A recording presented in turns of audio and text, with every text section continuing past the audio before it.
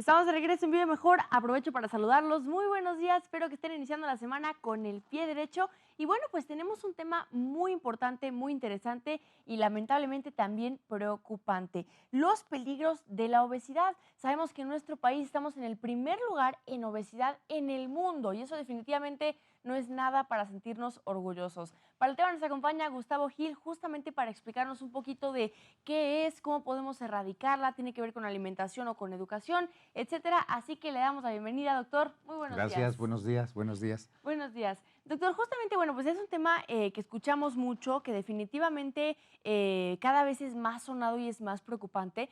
Partamos de eso. ¿Qué es la obesidad? Bien, es muy buen inicio porque dentro del concepto de enfermedad cabe hablar sobre obesidad. La obesidad desde el 1985 por la Organización Mundial de la Salud está considerada una enfermedad, efectivamente. Antes no se tenía los conocimientos que se tenían en ese momento para poder decir que era una enfermedad.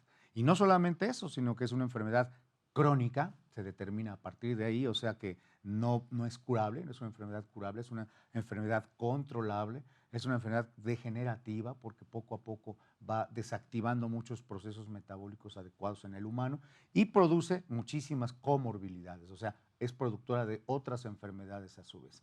Entonces, es por eso que se considera, perdón, actualmente una enfermedad pues pandémica, es una de las pandemias más importantes que existen y pues obviamente la estadística, como lo mencionabas hace un momento, la estadística en México no es nada adecuada porque primer lugar en obesidad infantil y somos casi primer lugar en obesidad del adulto.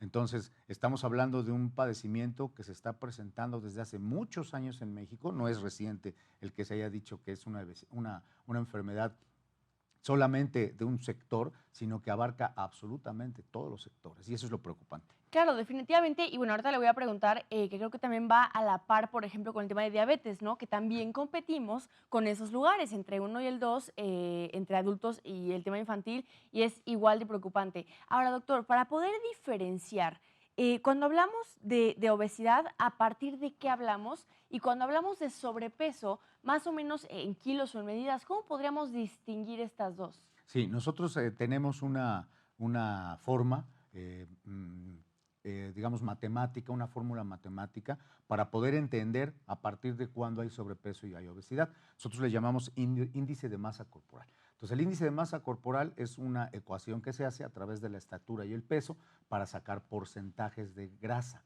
Entonces, el porcentaje de masa grasa se mide del 20 al 24 como normal en el adulto. A partir del 25 se habla del sobrepeso hasta el 29.9 y a partir del 30 ya se habla de obesidad de primer grado, segundo grado, tercer grado. Y en los niños, en los infantes y en los adolescentes se mide a través de lo que podríamos nosotros decir también, bueno, también se puede medir en índice de masa corporal, pero también lo indexamos en unas fórmulas para saber cuánto hay de masa grasa y cuánto hay de masa muscular. Y entonces se dice que hasta los 20 años, 19 años, el promedio es entre 17 y 19% de masa grasa. Entonces, así nosotros podemos medir y saber cuándo hay sobrepeso y cuándo hay obesidad. Claro, y es buenísimo aclararlo porque creo que estamos acostumbrados a escuchar, ay, una persona obesa y pensamos en un tamaño gigantesco. Ujú. Y al medir justamente esta masa muscular, nos damos cuenta que no necesariamente tiene que ser de tal tamaño. Tal vez es menor, Así simplemente es. cambia, ¿no? El primer grado, segundo grado, tercer grado. Ahora, doctor, usted decía, bueno, que es una enfermedad crónica, que es una enfermedad degenerativa. Esto tiene que ver, por ejemplo, con genética. Si mis Ujú. padres son obesos, yo voy a nacer predispuesto a ser obeso. ¿Es algo que conforme a mis hábitos lo puedo ir adquiriendo? ¿Cómo adquirimos el ser obesos? Sí, en el Colegio Mexicano de Bariatría, actualmente yo soy el presidente del Colegio Mexicano de Bariatría, nosotros tenemos una investigación desde hace muchísimos años para saber este proceso cómo se va desarrollando.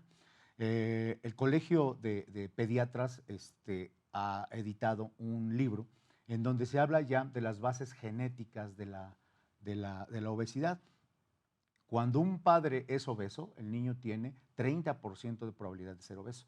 Pero cuando ambos padres son obesos, tienen hasta un 60% de capacidad para desarrollar obesidad, independientemente que se han identificado muchísimos genes que llevan, por decirlo así, impreso el proceso de desarrollo en el individuo. ¿Qué lo detona? Pues la alimentación, la falta de actividad física. En México, por ejemplo, la calidad de la alimentación, que es algo muy importante, es deficiente y se está viendo que hay un proceso que se llama obesidad en la pobreza.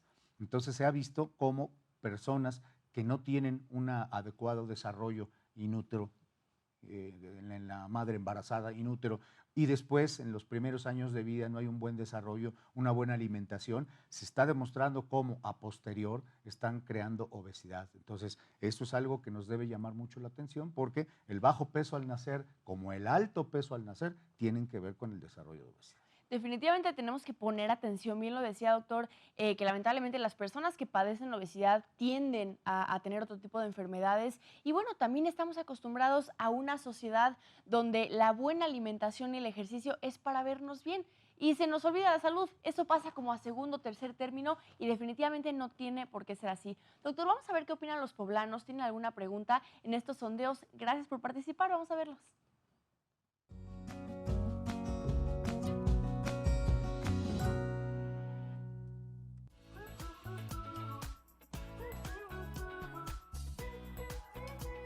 ¿Por qué es peligroso el sobrepeso? ¿A partir de cuántos kilos es considerado sobrepeso?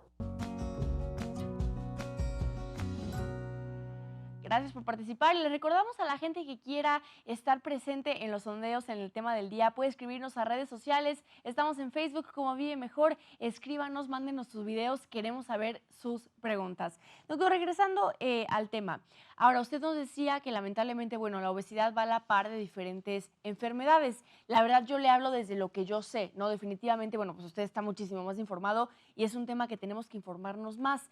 Yo, por ejemplo, relaciono el tema obesidad con temas cardiovasculares. ¿Esto es cierto? Así es, ¿no? Claro. El principio, lo más importante de esto es que en el caso de la obesidad, vamos a ver nosotros la aparición de algunas comorbilidades, como son el incremento del colesterol, el colesterol LDL, que se le llama colesterol malo, el incremento de los triglicéridos, de partículas y moléculas que van a dañar prácticamente pues, todo el sistema cardiovascular. La enfermedad más estudiada que va junto con la obesidad es la aterosclerosis. De hecho, los congresos actualmente se hacen, va a haber uno internacional en noviembre que habla de aterosclerosis y obesidad. ¿Qué es la aterosclerosis? Pues la acumulación de colesterol LDL, de colesterol malo, dentro de nuestras arterias, en el epitelio, en el endotelio, perdón. Y entonces el proceso va creciendo conforme va incrementando el sobrepeso y entonces pues el desarrollo de un infarto, el desarrollo de un accidente cerebrovascular, bueno, varias cosas que se dan por aterosclerosis. De hecho, en un consenso mundial que hay, una de las causas más importantes de muerte es la aterosclerosis, los infartos, los derrames cerebrales, todo este tipo de cosas que van a la par y muchos de ellos se desarrollan dentro del concepto del obeso. Y bien lo decíamos, ¿no? Que en cuestión a números, ahorita los dijimos muy, muy al aire, de, ay, somos el número uno, bueno, pero en cuestión a muertes habría que ver, ¿no? ¿Cuánto porcentaje de gente fallece por esta razón que definitivamente ha de ser muy elevado? Y doctor, usted mencionaba que es un tema crónico. Vamos a poner el ejemplo, yo soy una persona obesa, ya tengo esta enfermedad, llevo años con ella. Si es algo crónico, ¿qué puedo hacer? ¿La puedo controlar? ¿Me tengo que someter a una operación? ¿Es cuestión de hábitos? ¿Qué puedo hacer? Sí, claro, lo primero que hay que hacer es hacer un diagnóstico. Primero vamos a hacer un diagnóstico. ¿Qué grado, por decirlo así, de obesidad hay? Y empezar a hacer estudios acerca de las comorbilidades de la obesidad. Entonces, en los estudios va a darnos una idea muy grande del estado metabólico que guarda una persona. Hay un padecimiento que liga a la obesidad con muchas enfermedades que se llama resistencia a la insulina. Entonces, la resistencia a la insulina se debe detectar desde edades tempranas. Yo la detecto, yo tengo una especialidad en obesidad infantil. Yo detecto a los niños desde los 4 años, 5 años, niños obesos con resistencia a la insulina o con hiperinsulinemia, que es todavía peor. Entonces, esta enfermedad se puede relacionar, la resistencia a la insulina o la hiperinsulinemia, con diabetes, con hipertensión arterial, con problemas como decía, cardiovasculares, con problemas renales, con problemas hepáticos, que es muy común ver hígado graso en estos niños. Y entonces nosotros vamos a ver, según este diagnóstico, qué es lo que vamos a hacer. Y en adultos, pues obviamente pues entre más rápidamente se maneje es mucho mejor, porque si no la evolución del padecimiento, decía yo hace un rato también, es una enfermedad degenerativa. Entonces la evolución puede empezar a dañarnos huesos, músculos, cerebro, hígado, páncreas. Entonces esto es evolutivo y llega un momento en el que prácticamente ya no podemos controlar y entonces se instala una nueva enfermedad que se llama síndrome metabólico. Entonces, este proceso se tiene que detectar a tiempo, se tiene que tratar a tiempo y cuanto más tiempo pase, es más difícil su control. No es nada más de decir cambio de alimentación, no es decir nada más hago ejercicio, no. Se debe hacer un tratamiento prácticamente completo en donde intervenga no solo el cambio de hábitos, que es algo muy importante, el ejercicio, sino también intervengan cierto tipo de fármacos para mejorar y retrasar o evitar que se haga más crónico todo este tipo de comorbilidades. Claro, y es muy bueno aclararlo porque creo que hay gente que tiene obesidad y que dice, no, ya, mañana cambio de hábitos, y empieza a desayunar bien, empieza a hacer ejercicio. Sin embargo, es peligroso hacerlo sin un especialista en el tema de qué tal si tenemos ya problemas cardiovasculares y empezamos corriéndonos un maratón, obviamente nos vamos a sentir mal. ¿Qué pasa con el tema de la alimentación? Ahora también, doctor, hay una dieta, vamos a decirle así, muy famosa en este momento, el ayuno intermitente, que vemos que la gente no come en todo el día, pero en la noche, bueno, se come unas quesadillas, memelas, costillitas, helado, etcétera, bajan de peso, pero yo pregunto, ¿esto es sano? ¿Esto es una manera correcta? Sí, no, o sea, dentro de el mundo de la obesidad, yo tengo casi 30 años de estar en esto. Dentro de este mundo de la obesidad, pues las modas es lo importante, ¿no? Yo me acuerdo desde que estaba yo estudiando, ¿no? Las famosas dietas de Angélica María, la dieta del helado, la dieta de esto. Bueno, es moda. No hay más que una sola dieta, exclusivamente, que es la que se aplica a través de ver el estudio de una persona, saber cómo está funcionando su metabolismo, metabólicamente cómo está, para poder nosotros acceder a la alimentación adecuada. Entonces, todas estas dietas de moda no van. Eso es importante porque también definitivamente tiene que ver la edad, cómo hemos vivido, nuestros hábitos. No va a ser la misma dieta mía que una persona de la tercera edad, etcétera, y eso es importante saberlo. También, doctor, hay un tema también ahorita muy, muy debatido, donde hay muchísimas divisiones de opiniones, ¿no? Hay gente que dice hay que normalizar todo tipo de cuerpos, hay que normalizar todo tipo de tallas, incluso vemos estas modelos plus size en diferentes revistas y se empieza a normalizar el tema, ¿no? Justamente para sentirnos incluidas, a las que no tenemos ese cuerpo esquelético, etcétera. Pero también está la otra parte donde un doctor justamente dice, pero ser obeso no es sano, ¿no? Tal vez tener un poco de sobrepeso y el tema que, no sé, si tiene mal la tiroides y por eso no puede bajar de peso, es una persona sana. Entonces le quiero preguntar, si tal usted se ría y diga, bueno, ¿qué onda con esta pregunta? Pero es algo que queremos saber. ¿Una persona con obesidad puede ser una persona sana? No, no, definitivamente no. De hecho, ya la obesidad es una enfermedad, entonces, por lo tanto, no puede haber obeso sano, ¿no? Hay en la división que la Organización Mundial de la Salud nos da para saber esta clasificación, hay el paciente que se dice es el obeso metabólico. Es aquel paciente que tiene obesidad y aparte tiene problemas de resistencia a la insulina, de triglicéridos altos, X, ¿no? Ese es el obeso, sería el obeso metabólico. Y existe el obeso no metabólico. Son pacientes con un sobrepeso muy importante, pero que no tienen alteraciones metabólicas en cuanto a glucosa, colesterol, triglicéridos. No tienen ningún problema de eso. Entonces, eso es una división importante porque no necesariamente el obeso me va a desarrollar un problema, una comorbilidad extra. Y hay otro tipo, que es el que más se está estudiando actualmente, que son los delgados metabólicamente obesos. Entonces son gente muy flaca, por decirlo así, muy delgados, pero que tienen alteraciones metabólicas como si tuvieran 30 kilos de más. Entonces este proceso lo tenemos que clasificar porque es una de las tantas clasificaciones que hay en la obesidad.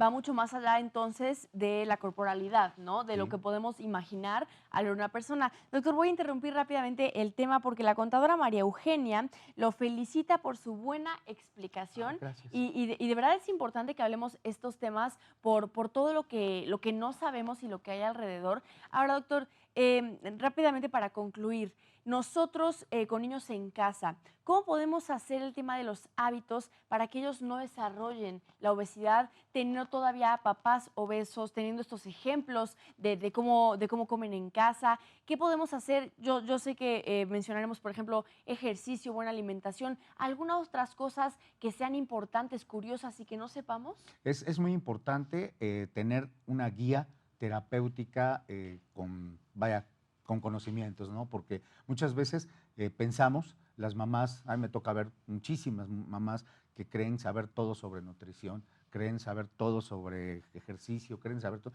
y no. Entonces necesitamos primero unas guías terapéuticas adecuadas, una gente con experiencia que les pueda guiar. No estoy diciendo con esto que en casa no se pueda hacer, claro que se puede hacer, pero primariamente teniendo estas guías terapéuticas. Muchas veces pienso que este alimento puede resultar sano para mi hijo y a lo mejor no. Es muy común eso. Entonces, si mi hijo tiene, por decir, un sobrepeso leve, pero ya tiene problemas metabólicos, por decir, elevada la insulina, y yo le doy a mi hijo algo sano, fruta, que yo pienso que es sana, le doy, por ejemplo, arroz, le doy pastas porque pienso que son sanos, pues no, a lo mejor no va dentro del esquema metabólico del niño. Y entonces por eso es mejor, es preferible una guía terapéutica adecuada, ¿no?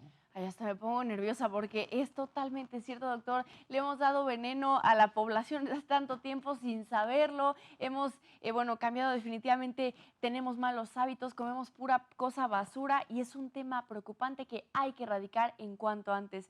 Doctor, Claro. muchísimas gracias. Muchísimas gracias por la invitación. Buen día. Gracias a usted por toda la información. Marta Gómez también nos escribe que muchas felicidades por la explicación del tema. Agradecemos a la gente que nos escribe. También cualquier persona, bueno, que diga, yo cumplo con las características. Vimos durante la entrevista los datos del doctor Gustavo Gil para cualquier persona interesada. Hay cosas que hacer, hay cosas que resolver. Entonces, busque a un especialista de la salud. No lo haga solo, no lo haga sola porque puede resultar peor. Doctor, muchísimas gracias. Que tenga un gran Buen día. día. Igualmente, gracias. Usted no se mueva porque seguimos en Vive Mejor con temas muy interesantes. Aquí lo esperamos.